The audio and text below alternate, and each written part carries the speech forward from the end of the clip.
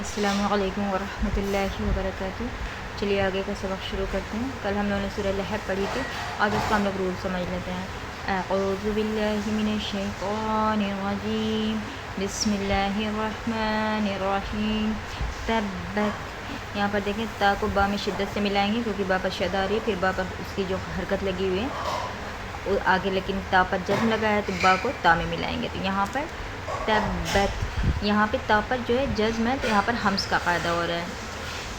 یہ یا پر زبر ہے، دال، پھر الف مدہ ہو رہا ہے۔ الف مدہ کے بعد حمزہ دوسرے کلمے میں آ رہا ہے تو یہاں پر مد منفصل کا قاعدہ ہے، تو یہاں پر ایک الف کی مقدار ہم کھینچ کے ادائیگی کریں گے، یا تو ہم دو سے ڈھائی الف بھی ہم کھینچ سکتے ہیں، لیکن اس میں چونکہ قصر ثابت ہے تو ہم ایک الف بھی کھینچ سکتے ہیں، اور چاہے تو دو سے ڈھائی الف بھی کھینچ سکتے ہیں۔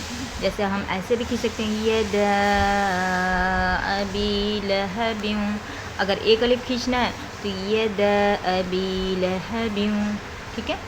حمزہ پر زبر ہے، با پر زیر یا ساکن یا مدہ ہو رہا ہے، ایک الف کی مدد کھینچیں، ابی لہب۔ اب دیکھیں با پر دو زیر کی تنوین ہے، آگے واو ہے، واپس شد ہے، تو یہاں پر ادغام کا قاعدہ ہو رہا ہے۔ ادغام قننے کے ساتھ ایک الف کی مقدار ہم کھینچیں گے، لہب و تب۔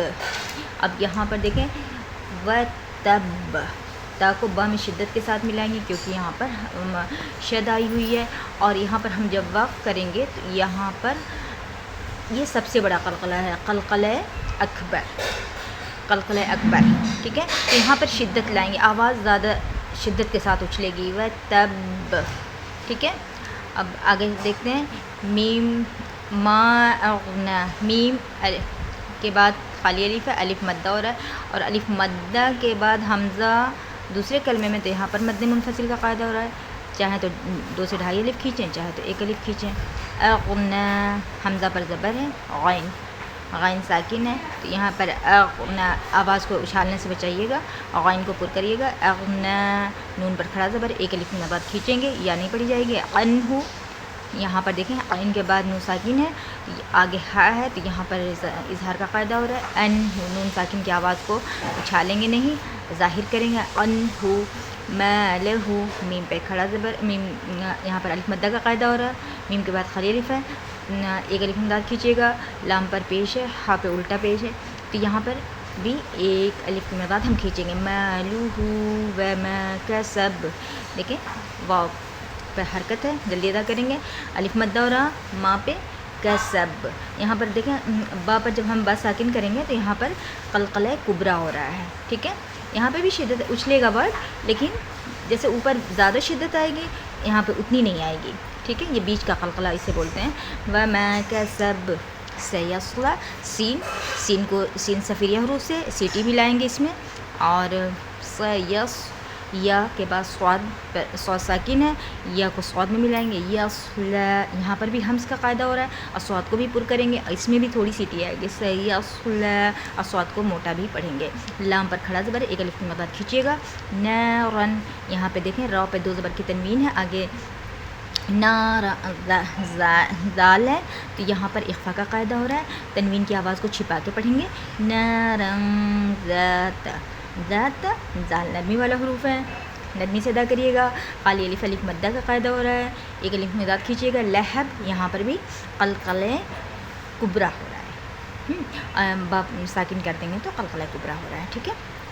اگر ہم لہبیوں پڑھ لیتے ہیں تو دو زیر کی تنوین ہے، آگے واو ہے، پھر ہم ادغام کا قاعدہ یہاں کریں گے، ادغام کا قاعدہ ہوگا، ایک الف میں بات غنہ کرتے ہوئے ادائیگی کریں گے، لہب وامرأۃ، وم، حمزہ نہیں پڑھے، الف نہیں پڑھی جائے گی، خالی الف ہے، میم ساکن ہے، اور میم کے بعد رایا ہے تو میم کی آواز کو ظاہر کریں گے، وم رأۃ، را جلدی، حمزہ جلدی، تا بھی جلدی پیش ہے، حرکت لگی سب پہ، ہا پر حمز کریں گے، یہاں پہ اگر ہم وقف کرتے ہیں تو یہاں پر ساکن کر دیں گے تو یہاں پر حمز کا قاعدہ ہوگا، اگر ہم ساکن نہیں لگاتے ہیں تو الٹا پیش پڑھتے ہیں تو ایک الف مداد کھینچیے گا، وامرأتہ حما، ہا وسط الگ سے ادا کریں گے، اور ہا کو میم میں ملائیں گے، میم پر شد ہے، اور جب بھی میم اور نون پر شد آئے گی تو ہم یہاں پر ایک الف مداد غنہ کریں گے، حما، اب خالی الف ہے آگے تو الف مداد قاعدہ اور لتل حقب، तो को लाम में मिलाएंगे, लतल लाम के मखरज को उछालेंगे नहीं, हम बचाएंगे।